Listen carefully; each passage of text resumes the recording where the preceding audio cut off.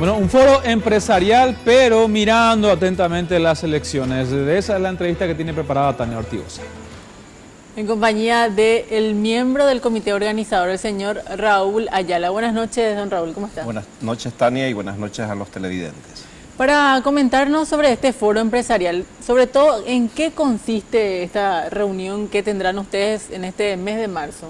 La idea es juntar unos 300 empresarios y unificar criterios con respecto a la política, ¿verdad?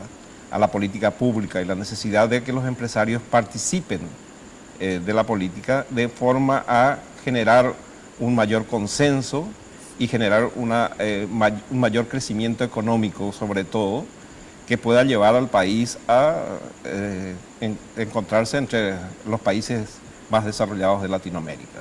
Cuando hablamos de ese objetivo, ese consenso que tendrán en este foro empresarial, ya reuniéndose todos los empresarios, estimativamente pretenden llegar a estos 300 empresarios. Sí, en el pasado ya tuvimos foros con esta cantidad de empresarios, justamente antes de que asuma el expresidente Lugo.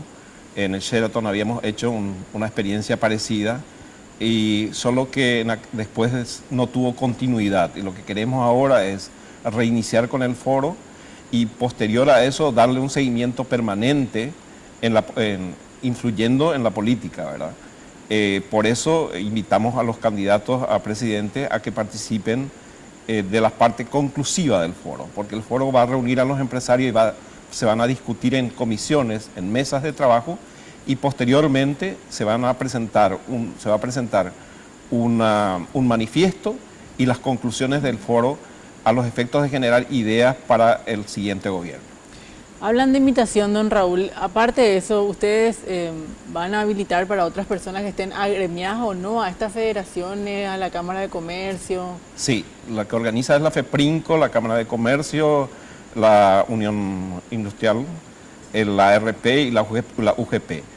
Por lo tanto, realmente también se va a abrir a todos aquellos empresarios que no estén agremiados, porque lo que queremos es que el empresariado tenga una voz única.